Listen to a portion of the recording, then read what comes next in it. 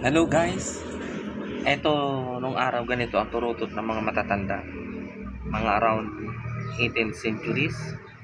Eto 100 years na mga guys. Tino, 100 years na ito na turutot pa to ng aking lolo. Ang tawag dito ay tambuli. Tambuli siya. Ito guys, ang dulo dito hinisipan. Pero hanggang ngayon na hindi pa ako marunong magpatunog nito.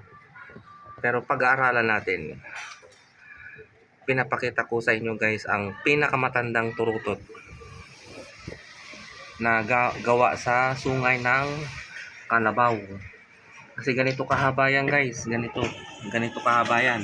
Pinutol, binawasan kasi mabigat. Dito nakatali, tapos may tali dito para nakasabit sa leeg. Ito ang pantawag nung araw sa kabundukan, para marinig yung mga mensahe mo. Okay guys, patayo natin sa martilyo.